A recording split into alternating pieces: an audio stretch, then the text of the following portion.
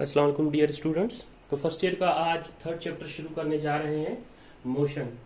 देखिए हमारे इर्द गिर्द में कुछ बॉडीज ऐसी दिखेंगी आपको जो कि मोशन मूव कर रही होंगी। ठीक है, कुछ बॉडीज ऐसे दिखेंगी जो कि रेस्ट में होंगी। तो देखें, अगर इन दोनों को हम डिफाइन कर लें कि या तो आपकी बॉडी होती है रेस्ट में या फिर आपकी बॉडी होती है मोशन में।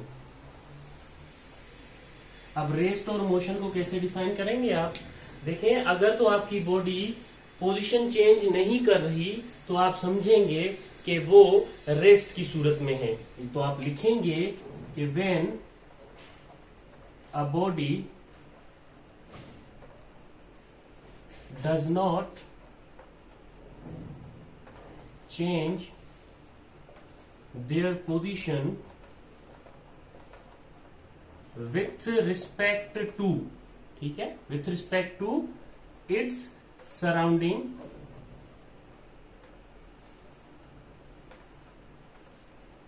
Then body is in rest. अगर तो बॉडी अपनी पोजीशन चेंज नहीं कर रही with respect to its surrounding तो आप कहेंगे वो बॉडी रेस्ट में है। अब मोशन को डिफाइन कर रहे हैं तो वो बॉडी जो कि मूव कर रही हो, अब मूव करेगी तो उसकी पोजीशन जो होगी वो चेंज होगी। ऐसी बॉडी जो अपनी पोजीशन चेंज करे उसे आप मोशन कह रहे होते हैं, या वो बॉडी मोशन में है ये कह रहे होते हैं। When a body change their position with respect to its surrounding,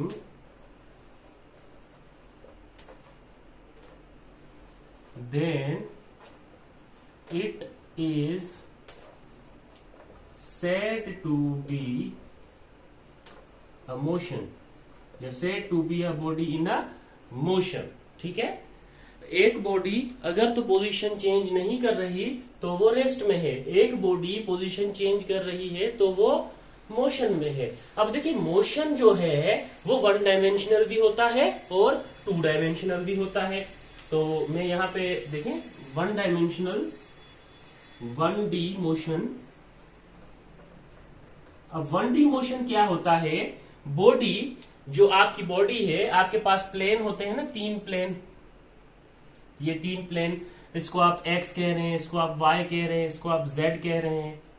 तो एट अ टाइम अगर बॉडी एक्स पे मूव करे, एट अ टाइम अगर बॉडी वाई पे मूव करे, एट अ टाइम बॉडी अगर जेड पे मूव करे तो वो वन डायमेंशनल मोशन होती है।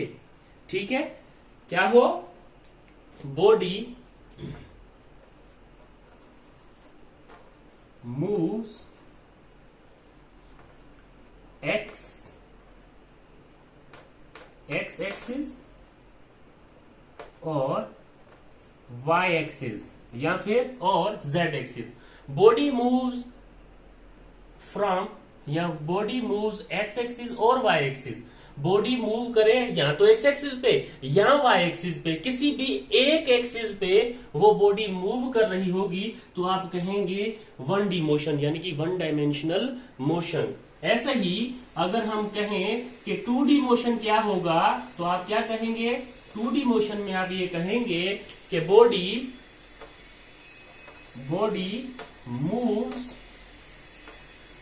एक्स एक्सिस एंड, अब और नहीं है, ठीक है, X axis and Y axis, यानी कि आपकी body at a time X पे भी मूव करे और वाई पे भी मूव करे। ठीक है, एक्स और वाई दोनों पे मूव करे तो वो 2 डायमेंशनल मोशन होता है। ऐसे ही अगर मैं 3 डायमेंशनल मोशन कर दूं तो, 3D मोशन कर दूं तो आप कहेंगे आपकी बॉडी एक्स पे भी मूव करे, वाई पे भी मूव करे और जेड पे भी मूव करे। Body moves X axis, Y axis and z axis. X पे भी मूव करे, वाई पे भी मूव करे और जेड पे भी मूव करे, ऐसे मोशन को आप 3 डायमेंशनल मोशन कहते हैं। हमें इस चैप्टर में 1D की बात करनी है। यहां तो हमारी बॉडी एक्स एक्सिस पे मूव कर रही होगी या हमारी बॉडी वाई एक्सिस पे मूव कर रही होगी, ठीक है। अच्छा, अब हम आ जाते हैं इसके नेक्स्ट टॉपिक पे। इसका नेक्स्ट टॉपिक जो होने वाला है वो डिस्प्लेसमेंट है। लेकिन डिस्प्लेसमेंट से पहले हमें क्या करना होगा, डिस्टेंस को भी पढ़ना होगा। इससे होगा ये कि आपको अगर डिस्टेंस का कॉन्सेप्ट है तो डिस्प्लेसमेंट आप उसमें डिफरेंस कर सकते हैं। तो हमारा एक शॉट में 2 जो टॉपिक्स हैं वो क्या हो जाएंगे जी, क्लियर हो जाएंगे। तो आइए डिस्कस करते हैं। हम पहले पॉइंट पे मैं यहां पे लिख दूं, हम डिस्कस करेंगे डिस्टेंस।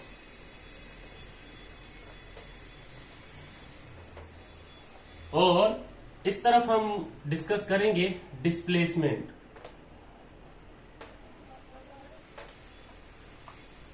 ठीक है, और यहां पे हम अपने की पॉइंट्स लिखेंगे इनके कि क्या डिफरेंस है। उससे पहले हम एक एग्जांपल लेके इसको समझने की कोशिश करते हैं। लेट्स सपोज आप पॉइंट ए हैं और आपका जो स्कूल है वो पॉइंट एस है, ठीक है। आप पॉइंट ए हैं यानी कि आपके पॉइंट ए यानी कि आप घर पे हैं और आपका स्कूल जो है वो पॉइंट एस है। सुबह के टाइम अब आपने स्कूल जाना है। गर्ल्स को ये इंस्ट्रक्शंस दी जाती हैं कि उन्होंने डायरेक्ट स्कूल जाना है। तो गर्ल्स अपने जो भी रिक्शा होता है, बाइक होता है, उस पर बैठती हैं और डायरेक्ट आती हैं कहां पे, स्कूल पे, ठीक है। ये गर्ल्स के लिए था। अच्छा, इसी घर में बॉयज है जिसका मैं बी लिख रहा हूं। अब बॉयज पैदल जाते हैं घर, ठीक है, पैदल जाते हैं, या अगर लड़कियां भी पैदल जाती हैं तो वो डायरेक्ट स्कूल जाएंगी, कहीं रुकेंगी नहीं। अब बॉयज जो है वो क्या करेंगे, यहां पे एक केबिन होती है, केबिन के थोड़ा आगे उसके दोस्त का घर होता है, ठीक है। अब दोस्त क्या करेंगे, पहले जाएंगे उस केबिन पे, हाजिरी लगाएंगे, फिर जाएंगे उसके दोस्त के घर, फिर दोस्त के घर से होते हुए फिर स्कूल जाएंगे। स्कूल से आते हुए फिर क्या करना है, स्कूल से आते हुए फिर कहीं और पॉइंट पे जाना है, यानी कि आप स्कूल से आ रहे हैं, कोई स्वीट पे चले गए, स्वीट की शॉप पे, वहां से कुछ खा लिया और फिर क्या किया, फिर आप घर आए। लेकिन गर्ल्स को ये इंस्ट्रक्शन होती है कि स्कूल जाना है फिर डायरेक्ट घर आना है। तो ये बात बताने का मकसद ये है कि जब आप गर्ल्स को इंस्ट्रक्शन देते हैं कि पहले आपने इस पॉइंट से डायरेक्ट स्कूल जाना है फिर घर आना है, वो भी डायरेक्ट, कहीं रुकना नहीं है, तो आपने क्या कर दिया, पॉइंट ए से पॉइंट एस की डायरेक्शन दे दी, ठीक है। अब डायरेक्शन आपने दे दी, लेकिन बी पॉइंट यानी कि बॉयज के पॉइंट को देखो तो वो अपनी मर्जी से जा रहा है, कहीं पे भी 3-4 रास्तों से जा रहा है, ठीक है, 5-6 रास्तों से जा रहा है, ठीक। लेकिन गर्ल्स को डायरेक्शन दी जाती है कि स्कूल जाना है उसके बाद वापस आना है। लेकिन लड़का अगर स्कूल जाने की भी डायरेक्शन दो ना तो वो 3-4 गलियां घूम के जाएगा, ठीक है। तो अब हम इसको डिस्कस करते हैं कि इसमें जो शॉर्टेस्ट डिस्टेंस जो गर्ल ट्रेवल कर रही है और लॉन्गेस्ट डिस्टेंस जो बॉय ट्रेवल कर रहा है उसको हम कैसे डिस्टेंस और डिस्प्लेसमेंट में लेके आएंगे। तो देखें, डिस्टेंस जो होता है उसको याद करें, it is the total length of path, it is the total length of path moved by a boy, या बॉडी लिख दें, बॉय की बात नहीं करते, body, in a certain interval of time, ठीक है। वो लेंथ, वो टोटल लेंथ जो एक पाथ के जरिए मूव हुई होगी किसी भी certain body interval of time के जरिए, ठीक है। कोई भी सर्टेन एक बॉडी होगी जिसने क्या किया होगा, सर्टेन टाइम ऑफ इंटरवल से वो डिस्टेंस, वो टोटल डिस्टेंस क्या किया होगा, मूव किया होगा या ट्रेवल किया होगा या पाथ मूव जो भी हो रहा होगा, यहां से वो गया था एस पॉइंट तक, तो ये जो पाथ है वो क्या शो कर रहा है, एक डिस्टेंस को शो कर रहा है। अगर ये पॉइंट भी अगर समझ नहीं आता तो आपको पता है जहां से आप मूव किया आपने वो आपके पास इनिशियल पॉइंट होता है, और जिस जगह आप गए जेड पॉइंट या एस पॉइंट था वो आपके पास फाइनल पॉइंट होता है। तो अब देखें, बॉयज यहां से यूं करके 3-4 जगहों से होके गए थे, आए थे तभी भी यूं होके आए थे, लेकिन गर्ल्स जो थी वो सीधा अपने स्कूल गई, फिर स्कूल से वापस आई। तो इसकी सेकंड डेफिनेशन अगर मैं आपको लिखवाऊं तो आप ये भी लिख सकते हैं, क्या लिखेंगे इसको देख लेते हैं। Distance is the length of the path. Distance क्या है, distance is the length of the path, ठीक है, distance is the length of the path travelled by a body, travelled by a body while moving from an initial position to final position। इसको आप ऐसे भी discuss कर सकते हैं, ठीक है। यानी कि distance of the length, distance of the length path travelled by a body, कोई भी बॉय है या कोई भी बॉडी है, वो पाथ जो ट्रेवल कर रही है, ठीक है, moving from initial point two final point is called distance, ठीक है। अब डिस्टेंस में क्या कह रहे हैं हम बात कर रहे हैं लेंथ ऑफ पाथ की या फिर टोटल लेंथ की, ठीक है, लेंथ ऑफ पाथ की या फिर टोटल लेंथ की। अब आते हैं हम डिस्प्लेसमेंट पे, इसकी भी 2 डेफिनेशन हम ऐसे बना लेते हैं ताकि आपको याद रहे। अच्छा, डिस्टेंस में, डिस्प्लेसमेंट में क्या होगा, it is the shortest distance between point 2, आप लिखेंगे it is the shortest distance between, ठीक है, ये शॉर्टेस्ट डिस्टेंस होगा। देखा था ना, लड़की डायरेक्ट स्कूल, घर थी, घर से डायरेक्ट स्कूल जा रही थी, between initial and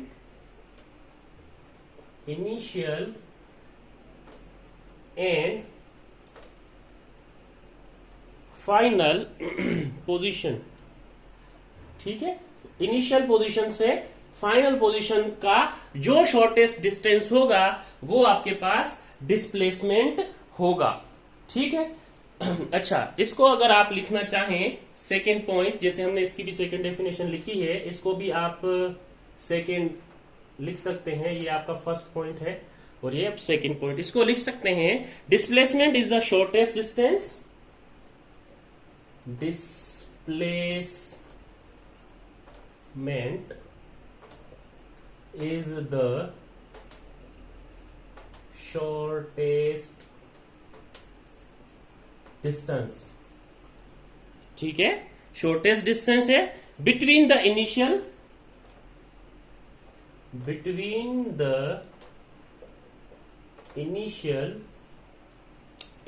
position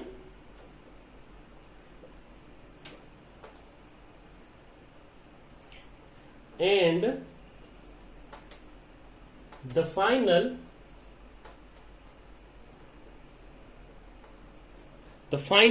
position of the body,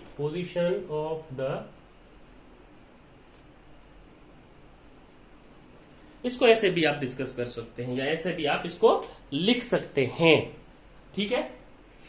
तो ये तो हो गई 2 डेफिनेशन, ठीक, 2 सिंपल सी डेफिनेशंस होंगी आपके पास। अब आते हैं हम इसके कुछ पॉइंट्स पे, जैसे कि देखिए, डिस्टेंस अगर आप ट्रेवल कर रहे हैं तो उसके लिए सुइटेबल यूनिट होता है मीटर, ठीक है। डिस्प्लेसमेंट के लिए भी क्या होगा, उसके लिए भी सुइटेबल जो यूनिट होता है वो मीटर होता है। इसका मतलब ये है इन दोनों का यूनिट सेम होगा। लेकिन उससे पहले देखिए मैंने कहा था डिस्टेंस जो है वो कहीं से भी मूव करके जा रहा है, तीसरी चौथी पांचवी गली से मूव करके जा रहा है, लेकिन डिस्प्लेसमेंट उस गर्ल के लिए सिर्फ घर से स्कूल की तरफ जाना था, तो उसको एक डायरेक्शन मिली हुई थी। ठीक है, घर से डायरेक्ट स्कूल। ठीक है, तो अब हम कह सकते हैं डिस्प्लेसमेंट या डिस्प्लेसमेंट की बात कर रहे हैं ना, it is a vector quantity. ये एक वेक्टर क्वांटिटी होती है, जबकि डिस्टेंस के लिए कोई डायरेक्शन नहीं थी, तो ये क्या होती है, it is a scalar quantity. ये स्केलर क्वांटिटी होती है। ठीक, ये एक पॉइंट आपने जहन में रखना है। अच्छा, जो डिस्टेंस का जो मैग्नीट्यूड होगा, यानी कि मैग्नीट्यूड डिपेंड्स कर रहा होगा, मैग्नीट्यूड यानी कि कितनी लेंथ चला है, वो कितना चला है, कितना मीटर चला है, कितना किलोमीटर चला है, कितना माइल्स चला है। ठीक है, ये डिपेंड कर रहा होगा उसके पाथ फॉलोड पे। ठीक है, ये मतलब आप फोर्थ पॉइंट पे ये लिख सकते हैं कि its magnitude depends on the path followed by the object। ठीक है, यानी कि आप ये कह सकते हैं कि इसका मैग्नीट्यूड डिपेंड करेगा पाथ फॉलोड पे। लेकिन डिस्प्लेसमेंट पे जब आएंगे तब आप ये कह सकते हैं its magnitude does not depend on path followed by the object. ठीक है, फोर्थ पॉइंट, डिस्प्लेसमेंट जो है वो पाथ फॉलोड पर डिपेंड नहीं करता। ठीक है, इसका magnitude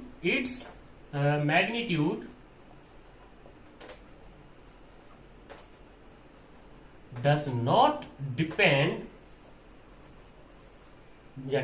depends on the path followed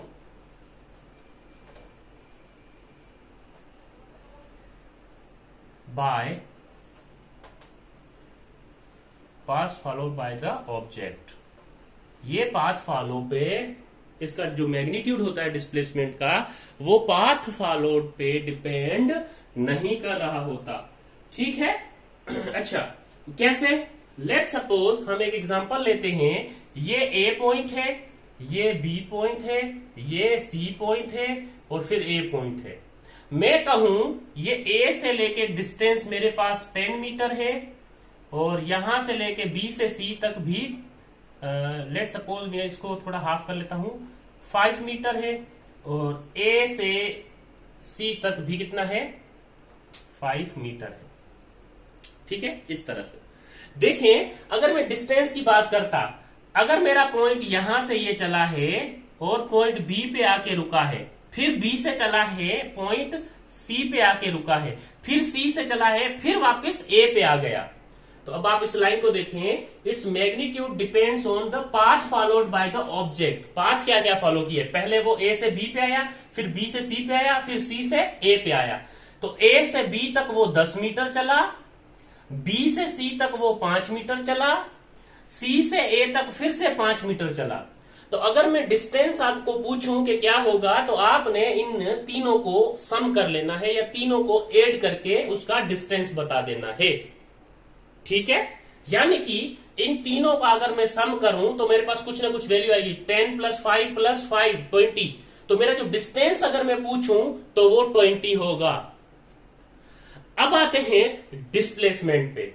मैं ए से बी, बी से सी और सी से ए पे मूव करूं तो मेरा जो डिस्प्लेसमेंट है वो 0 होगा। वो कैसे 0 होगा, वो इस तरह से 0 होगा कि यहां से यहां तक मैं 10 मीटर चला, फिर यहां से यहां पे मैं 5 मीटर चला, लेकिन आप यहां पे देखें, does not depend on the path followed by the object. जहां से आप शुरू कर रहे हैं वहां पे अगर आप वापस आ गए तो आपकी डिस्प्लेसमेंट 0 हो जाती है। अगर डिस्टेंस की बात की जाए तो आप वो हर पॉइंट का जो डिस्टेंस है वो कैलकुलेट करेंगे। जैसे हमने इनका किया 10 + 5 + 5, तो ए पे जब वापस आया तब मेरे पास 20 मीटर डिस्टेंस आया। लेकिन डिस्प्लेसमेंट अगर मैं काउंट करूं तो जहां से शुरू किया वहां पे अगर खत्म करूंगा तो डिस्प्लेसमेंट मेरा 0 हो जाएगा। ये आपने एक कॉन्सेप्ट अपने जहन में रखना है, ठीक है। चले, और आप एक बात याद रखें, क्या है वो बात, ये जो डिस्टेंस होता है, 5वां पॉइंट अगर कहें डिस्टेंस, तो ये डिस्टेंस इज ऑलवेज पॉजिटिव। जो डिस्टेंस होता है वो हमेशा पॉजिटिव होता है, ठीक है। जबकि आपके पास 5वें पॉइंट में अगर मैं डिस्प्लेसमेंट की बात करूं, तो क्या होता है, it can be both positive as well as negative. ये पॉजिटिव भी हो सकता है, इट बोथ पॉजिटिव और नेगेटिव। ये पॉजिटिव भी हो सकता है और नेगेटिव भी हो सकता है, ठीक है। डिस्प्लेसमेंट पॉजिटिव भी हो सकता है और नेगेटिव भी हो सकता है। पॉजिटिव कैसे हो सकता है, जब आप एक डायरेक्शनल पे मूव करके चले जाएंगे, ठीक है, वहां से वापस नहीं आएंगे। अगर वापस आएंगे तो आप उसमें से वो माइनस कर देंगे, तो पॉजिटिव नेगेटिव डिस्प्लेसमेंट दोनों होता है, ठीक है। अच्छा, एक और बात, ये नेसेसरी नहीं है कि डिस्टेंस जब 0 हो तब डिस्प्लेसमेंट 0 होना जरूरी है। ये नेसेसरी नहीं है। ये नेसेसरी नहीं है कि डिस्टेंस जब 0 हो तब डिस्प्लेसमेंट भी 0 हो। डिस्प्लेसमेंट में कुछ हो सकता है, यानी कि अगर ए से बी तक मूव किया है तो डिस्प्लेसमेंट कुछ ना कुछ हुई है, ठीक है। वो वापस तो नहीं आया, जब वापस आएगा तो 0 होगा। ये जरूरी नहीं है कि डिस्टेंस 0 हो तो डिस्प्लेसमेंट 0 होगा, ये नेसेसरी नहीं है। तो एक ये भी आप पॉइंट लिख सकते हैं, 6 point, it is not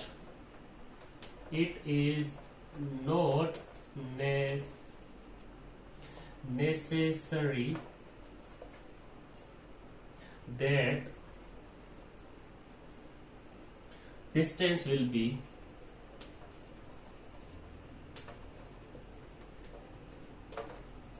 zero if displacement is zero। जब डिस्टेंस 0 हो, जब डिस्टेंस, ये नेसेसरी नहीं है कि जब डिस्टेंस 0 हो तो डिस्प्लेसमेंट 0 हो, ये नेसेसरी नहीं है। डिस्प्लेसमेंट कुछ ना कुछ हो सकती है। इसी तरह अगर डिस्प्लेसमेंट की बात की जाए, इट इज 0, ठीक है, डिस्प्लेसमेंट 0 हो सकती है, ठीक। यहां पे लिखता हूं, इट इज 0, ठीक। If distance is 0, if distance is, हाँ, डिस्प्लेसमेंट में ये हो सकता है कि वो 0 होगी, ठीक है। तब डिस्प्लेसमेंट जो है, डिस्प्लेसमेंट जब 0 होगी तब डिस्टेंस जो है वो 0 मिलेगी आपको, ठीक है, उसका अपोजिट है, ठीक। ये था डिफरेंस डिस्प्लेसमेंट और डिस्टेंस में। इन दोनों का जो यूनिट है वो यूनिट सेम होता है, यानी कि आप 7th पॉइंट में लिख सकते हैं, इनका जो यूनिट होता है वो मीटर होता है या फिर सेंटीमीटर होता है, या फिर मीटर में भी, सेंटीमीटर में आगे हम दूसरे यूनिट का कर लेंगे। चले, ये 7वां, ये 6वां पॉइंट, इसका यूनिट भी मीटर होता है, सेंटीमीटर होता है, और आगे बहुत सारे इसके यूनिट है, वो हम आगे सीजीएस सिस्टम, एफपीएस सिस्टम और उसमें इसकी बातें करेंगे, ठीक है। तो ये लेक्चर जो है वो डिस्टेंस और डिस्प्लेसमेंट पे था। नेक्स्ट जो टॉपिक है वो हमारा है वेलोसिटी और एक्सेलरेशन, ठीक है। हम क्या करते हैं, हम करते ये हैं कि हम यहाँ पे वेलोसिटी और एक्सेलरेशन को डिस्कस कर लेते हैं कि वेलोसिटी और एक्सेलरेशन क्या है, और फिर हम उनके टाइम ग्राफ कर लेंगे तो हमारे पास क्या होगा, एक्सेलरेशन और वेलोसिटी के टाइम ग्राफ हम साथ में कर सकते हैं। तो अगर हम वेलोसिटी को डिस्कस करें, ठीक है, वेलोसिटी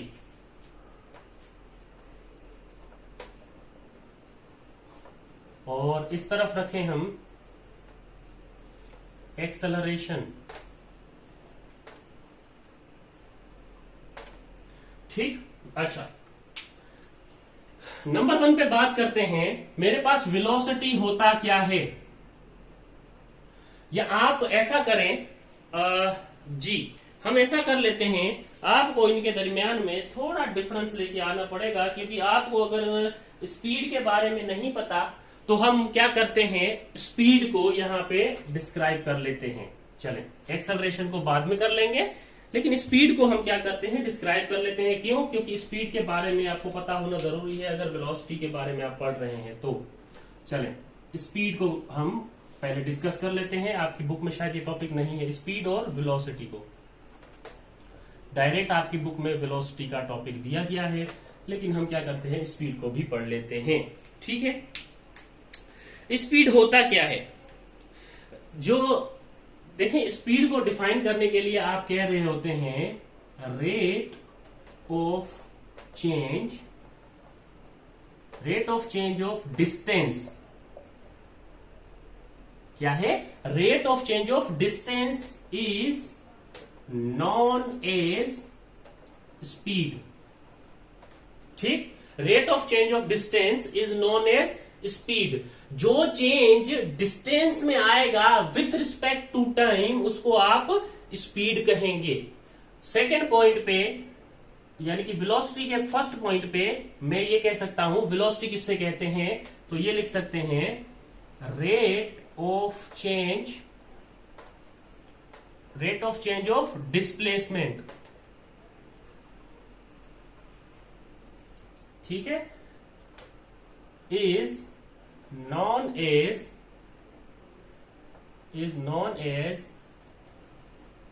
velocity। ठीक, ये हो गया जी rate of change of displacement, यानी कि जितना चेंज डिस्प्लेसमेंट में आएगा विथ रिस्पेक्ट टू टाइम वो आपके पास वेलोसिटी होगा। चलें, अब आते हैं हम सेकंड पॉइंट पे। ठीक है, अब देखें, स्पीड को हम रिप्रेजेंट कर रहे होते हैं v से, और इसका जो फॉर्मूला होता है वो d/t होता है।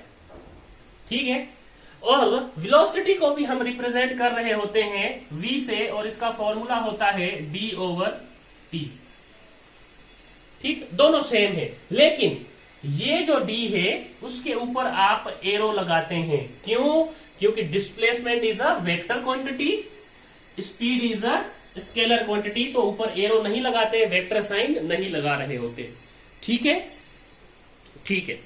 अच्छा, इसको अगर डिफाइन करें इस फॉर्मूले को, तो आप ये कह सकते हैं distance covered by a body. Third पे अगर मैं इसको डिस्क्राइब करूं, distance covered by a body in a unit time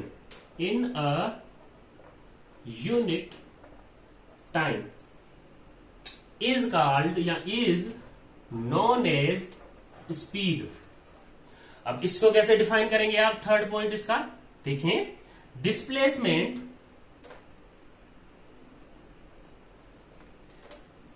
covered by a body in a unit time is known as velocity। Similar है, सिर्फ स्केलर और वेक्टर का फर्क है इन दोनों में। अब आते हैं हम इस बात पे जो मैंने अभी की है, स्केलर है ना वेक्टर।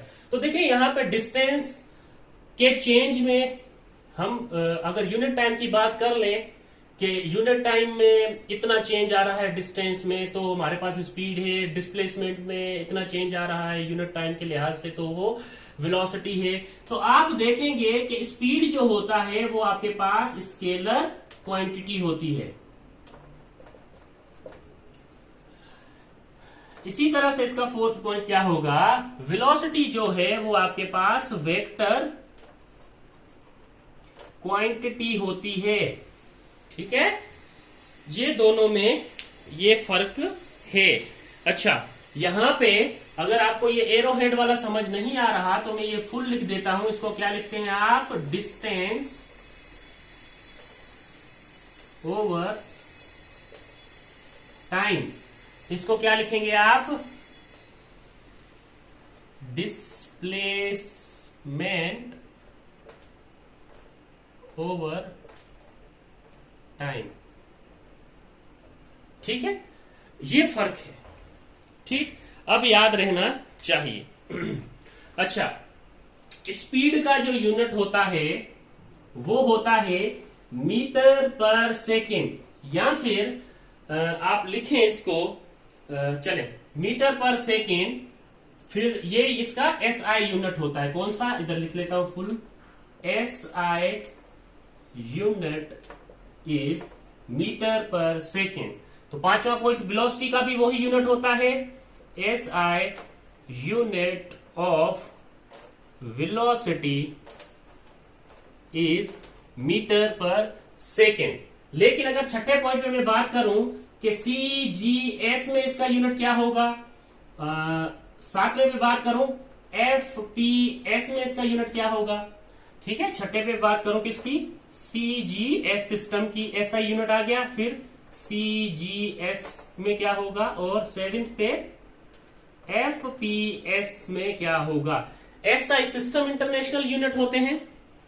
ठीक है, सीजीएस यानी कि centimetre gram second foot pound second. ठीक, अच्छा अब आते हैं इनके यूनिट्स क्या होंगे।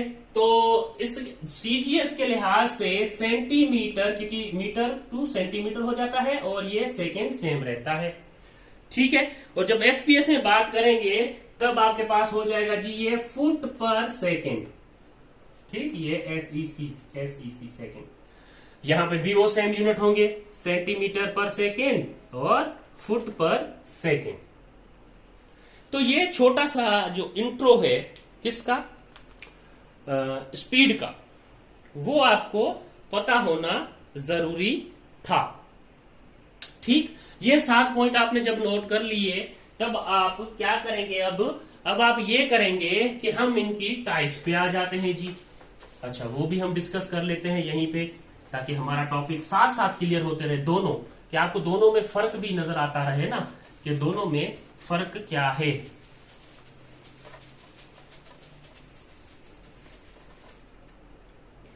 ठीक है, चले आते हैं अब हमारे इसकी एक और जो स्पीड होती है, कौन सा पॉइंट था, 8 पॉइंट आ गया शायद। ठीक है, 8 पॉइंट। ठीक है, एक स्पीड होती है, ये सिर्फ स्पीड के बारे में हमने पढ़ा, लेकिन एक होती है यूनिफॉर्म स्पीड। अब देखिए, आपने यूनिफॉर्म पहने हुए बच्चे स्कूल जाते हुए देखे हैं, वो क्या लग रहे होते हैं, एक यूनिफॉर्म सबका होता है तो एक जैसे लग रहे होते हैं। ठीक है, तो आप यहाँ पे यूनिफॉर्म स्पीड को जब डिस्कस करेंगे तब आप ये कह सकते हैं equal distance in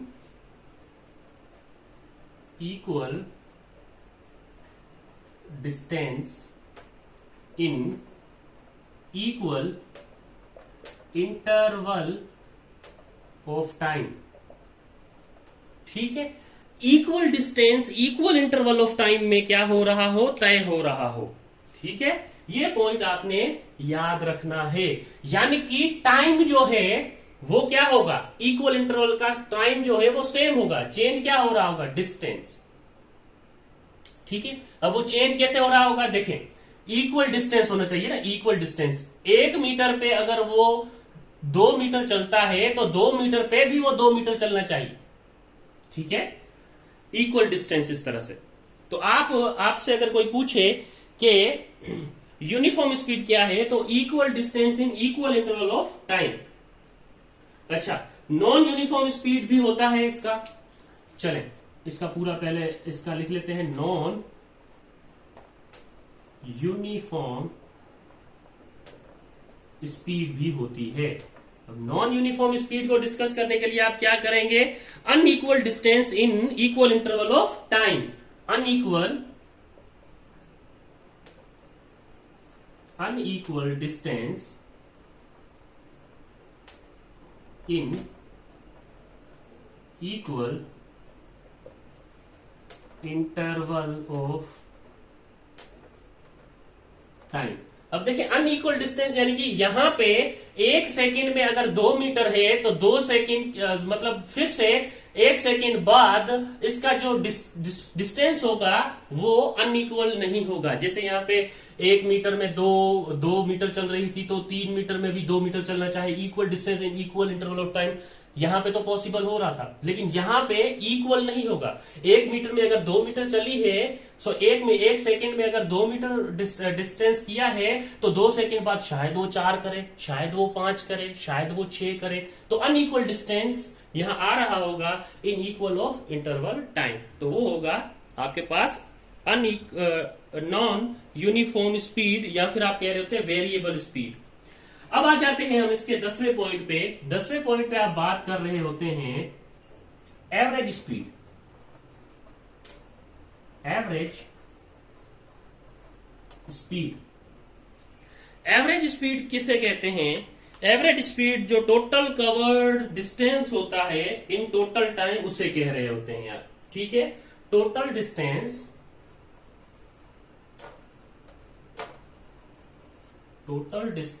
covered in total time, ठीक है। टोटल डिस्टेंस, जितना भी डिस्टेंस उसने ट्रेवल किया है उससे अगर डिवाइड करेंगे उसके टोटल टाइम से तो आपको एवरेज स्पीड मिलेगी, ठीक। अच्छा, अब आते हैं हम इंस्टेंटेनियस स्पीड पे, ठीक है। मतलब 11वीं आपके पास स्पीड होती है, वो होती है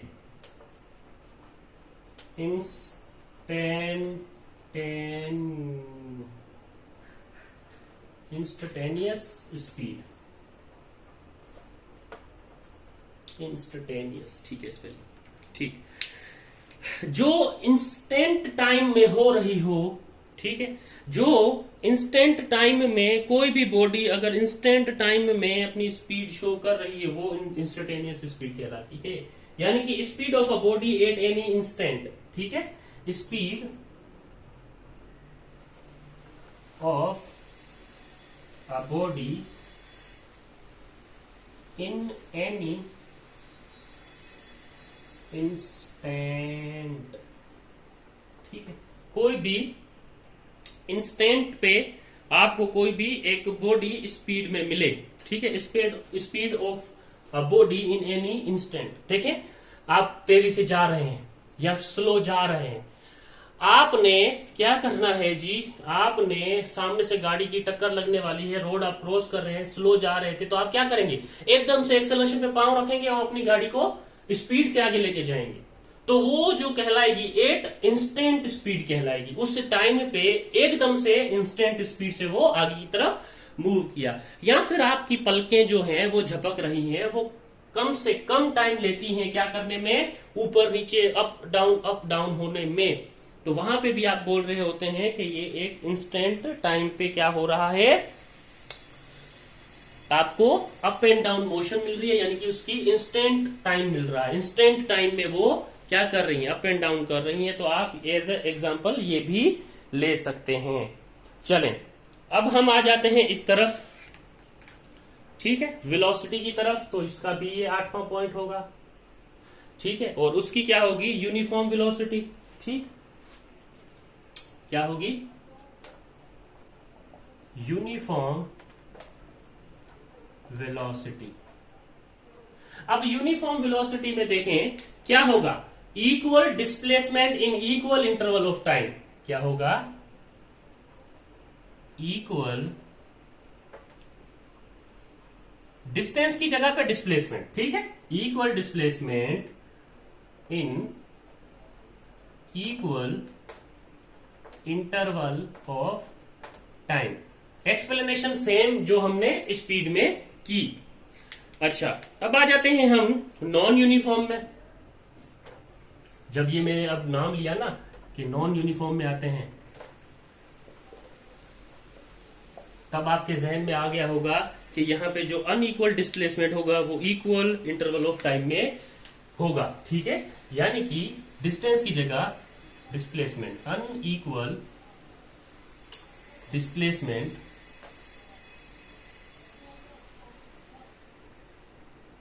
in equal interval of time.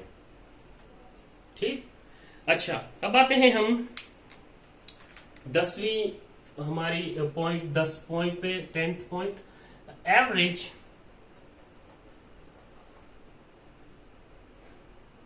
Velocity.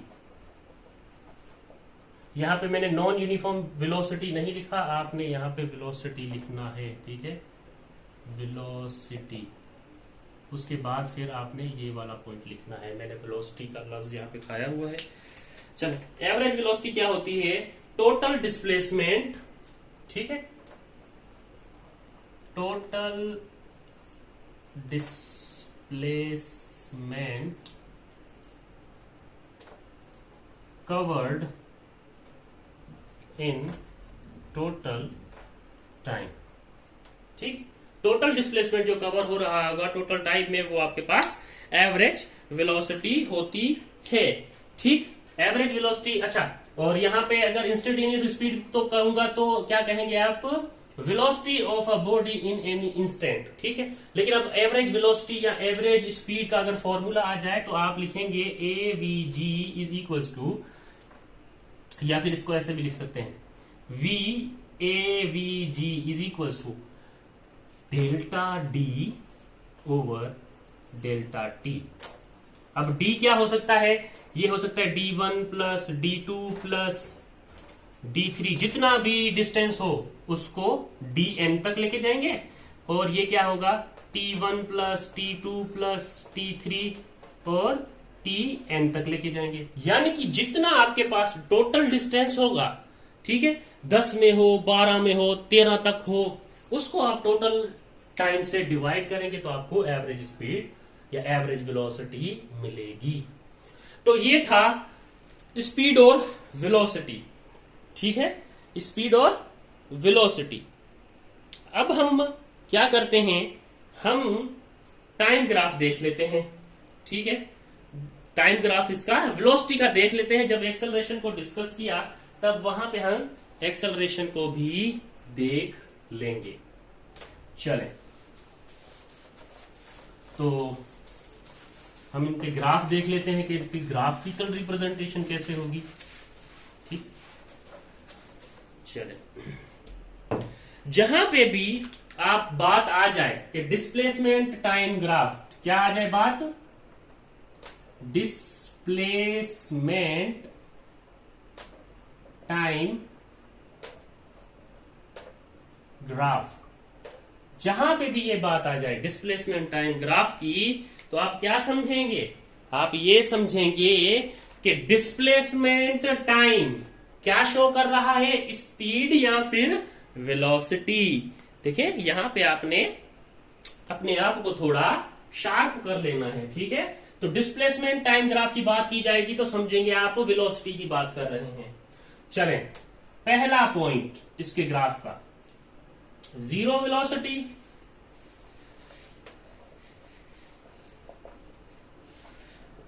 ठीक है, जीरो वेलोसिटी को आप दूसरा क्या को कह सकते हैं? Body at rest.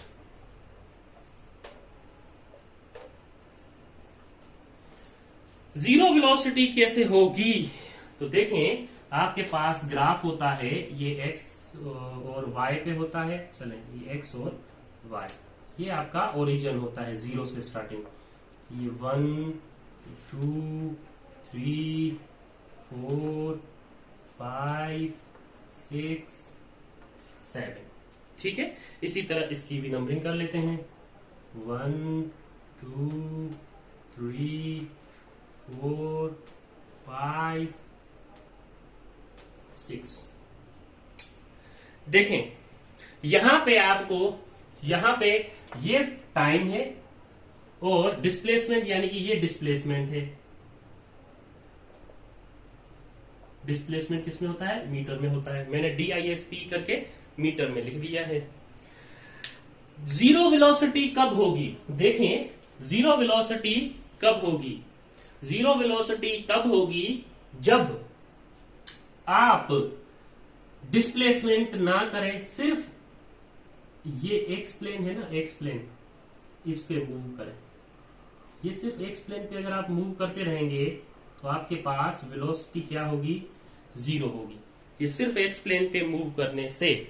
ठीक है, ये पॉइंट अब याद रखने हैं, ये ग्राफ आपने अब याद रखने हैं। बाजूकात इस पे सवाल आ जाता है, यहाँ पे ये पॉइंट हाईलाइटेड किया होगा इस तरह से, और पूछा जाएगा कि अगर बॉडी जीरो से लेके टाइम पे, ये जीरो से लेके बॉडी 3 सेकेंड पे आती है तो बताओ वेलोसिटी क्या होनी चाहिए? तो वेलोसिटी जीरो होनी चाहिए। आप ये कहेंगे बॉडी एट अ रेस्ट। ठीक है, तो आप ये लिख सकते हैं straight line parallel to the time axis. आप ये लिख सकते हैं straight line parallel to the time axis.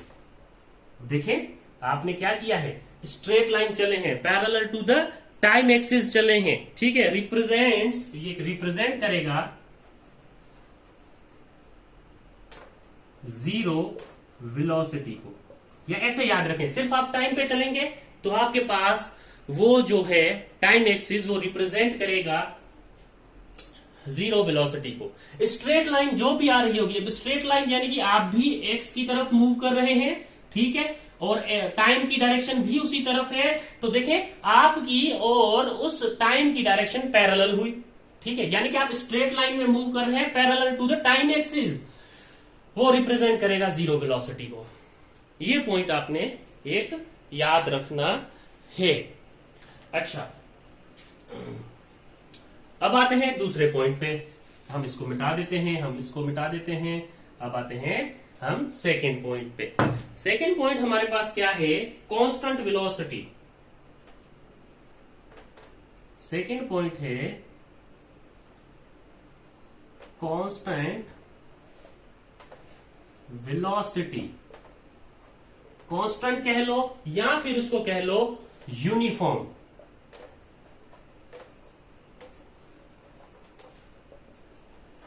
ठीक है, या यूनिफॉर्म वेलोसिटी कह लो। तो वो आपके पास क्या होगी? मैं यहां से इस नंबर लाइन को थोड़ा सेट कर लूं, क्योंकि मैंने यहां पे लिखा था। तो अब इसको मैं यूं कर लेता हूं फिर से, ये 1, ये 2, ये 3, और यहां पे कोई लाइन नहीं है। अब ये सिर्फ एक्स एक्सिस और टाइम को रिप्रेजेंट कर रही है। अब देखिए, कांस्टेंट वेलोसिटी और यूनिफॉर्म वेलोसिटी एक ही बात होती है। अब वो उसमें कहा था इक्वल डिस्टेंस या फिर displacement in equal interval of time, यानी 1 सेकेंड पे 1 मीटर चले, 2 सेकेंड पे 2 मीटर, 3 सेकेंड पे 3, 4 सेकेंड पे 4, 5 सेकेंड पे 5, 6वें सेकेंड पे 6। तो देखें ये इस तरह आप देखें, इक्वल इंटरवल ऑफ टाइम में इक्वल डिस्प्लेसमेंट क्या कर रहे हैं, या डिस्टेंस क्या कर रहे हैं, कवर्ड कर रहे हैं। ये देखें, यानी कि 5 सेकंड पे 5 मीटर चले, 6 सेकंड पे 6 मीटर चले, 7 सेकंड पे 7 मीटर चलेंगे। तो देखें आपके पास यूं एक स्ट्रेट लाइन बनेगी। ये देखें स्ट्रेट लाइन बनेगी। ये स्ट्रेट लाइन शो करती है, ये स्ट्रेट लाइन शो करती है कि आपकी जो वेलोसिटी है वो कांस्टेंट वेलोसिटी है। ये क्वेश्चन रिपीटेड है, एक दफा आ गया है। ऐसा कोई ग्राफ दिया गया था कि identify the correct option for constant velocity, और उसके ग्राफ कुछ यूं दिए थे। एक ग्राफ यूं था, एक ग्राफ यूं था, एक ग्राफ यूं था, और एक ग्राफ था यूं। तो उसका सही ऑप्शन था ये। कांस्टेंट या फिर यूनिफॉर्म वेलोसिटी में जो ग्राफ की जो लाइन होगी वो लीनियर होगी, लीनियरली होगा। ठीक है, स्ट्रेट लाइन होगा। ठीक है, स्ट्रेट लाइन होगा। उसकी जो लाइन आ रही होगी वो स्ट्रेट लाइन आ रही होगी, ये देखिए स्ट्रेट लाइन। ठीक, तो अब ये आपने ग्राफ याद रखना है, तो यहां पे आप लिख सकते हैं स्ट्रेट लाइन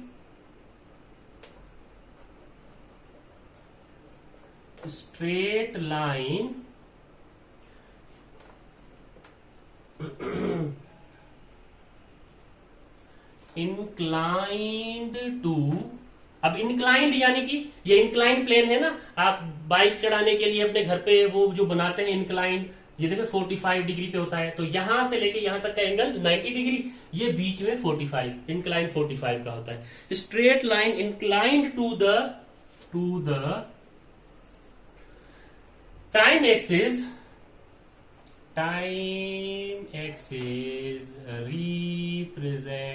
represented या represents the constant or uniform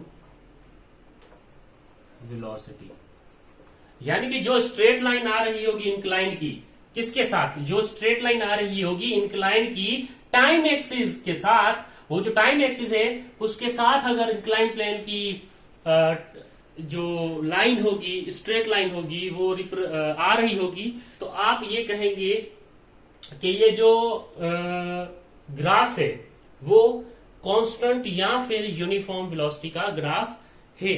ठीक है, straight line incline to the time axis represents the constant uniform velocity, constant और यूनिफॉर्म वेलोसिटी। तो ये भी आपने नोट कर लेना है। इसका जो थर्ड ग्राफ है, आपके शायद आपकी बुक में ये 2 ग्राफ ही दिए गए हैं, लेकिन हम थर्ड ग्राफ भी देख लेंगे क्योंकि हमने पढ़ा है इसके डिफरेंस में, वो डेफिनेशन पढ़ी थी, तो अब हम उसको भी डिस्कस कर लेते हैं। थर्ड पॉइंट हम वो वाला कर लेते हैं डिस्कस, और ये टॉपिक यहाँ पे फिर हम मजीद इंटरेस्टिंग बना देते हैं ये पॉइंट पढ़ के। नॉन यूनिफॉर्म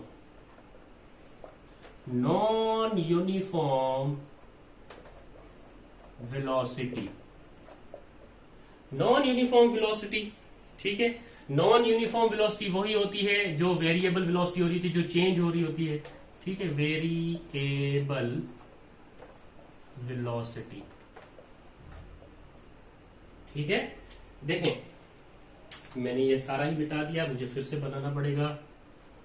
ये मेरी x और ये मेरी y की लाइन होगी। यहाँ पे मेरे पास डिस्प्लेसमेंट मीटर में होती है, यहाँ पे टाइम होता है। ठीक है, और कोई भी पॉइंट ले लें आप, यहाँ पे लेट सपोज ये 0, ये 1, ये 2, ये 3, ये 4, ये 5, ये 6, 1, 2, 3, 4 और 5। देखें 1 मीटर पे अगर आपकी बॉडी एक सेकंड में आपकी बॉडी 1 मीटर चले, तो 2 मीटर में आपकी बॉडी क्या होनी चाहिए, कुछ 1 से थोड़ी ज्यादा चली है। फिर 3 सेकंड में उससे थोड़ी कम चली है, 4 सेकंड में उससे ज्यादा चली है, 5 सेकंड में उससे भी ज्यादा चली है, 6ठे सेकंड में उससे भी ज्यादा चली है। तो अब देखें आपके पास अगर ये आप इसको ड्रॉ करें तो आपके पास कुछ ग्राफ यूं बनेगा। ये इर्रेगुलर है, इर्रेगुलर यानी कि नॉन यूनिफॉर्म। ठीक है, ये देखो पहले ऊपर गई फिर नीचे आई फिर ऐसे। अच्छा, ये ग्राफ ऐसे भी बन सकता था, अगर आप बनाना चाहते तो ये ग्राफ ऐसे भी बन सकता था। ठीक है, सो ऑन, आप इसकी वैल्यूज ऐसी फिक्स करते जो इसका ग्राफ ऐसे भी बन सकता था। तो मैंने थोड़ा इजी करके आपको समझाया हुआ है कि इसमें क्या होगी, टाइम के साथ साथ उसकी डिस्प्लेसमेंट जो होगी वो चेंज होती रहेगी, एक जैसी नहीं होगी। ठीक है, तो आप कहेंगे a curve is a curve is a displacement time graph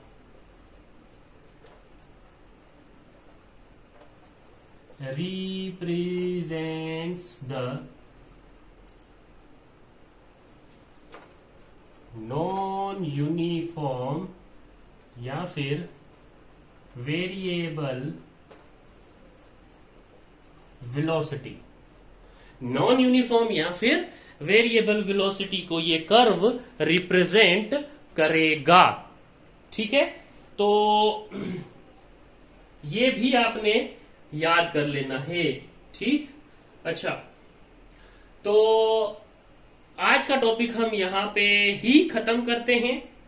ठीक, इंशाल्लाह नेक्स्ट टॉपिक में हम करेंगे बाकी जो एक्सेलरेशन का पार्ट रहता है वो, और फिर हम उनके ग्राफ्स भी देख लेंगे। तो ये एक लेक्चर में होने वाला है। तो आज के लिए इतना ही। उम्मीद है आपको ये ग्राफ अब याद रहेंगे। इस ग्राफ को देखिएगा कि मैं कह क्या रहा हूँ और ये ग्राफ कैसे बनेंगे, डिस्टेंस और डिस्प्लेसमेंट में क्या फर्क बताया है, स्पीड और वेलोसिटी में क्या फर्क बताया है, ये सारी चीजें आपको याद होनी चाहिए। मिलते हैं इंशाल्लाह नेक्स्ट लेक्चर में। अल्लाह हाफिज।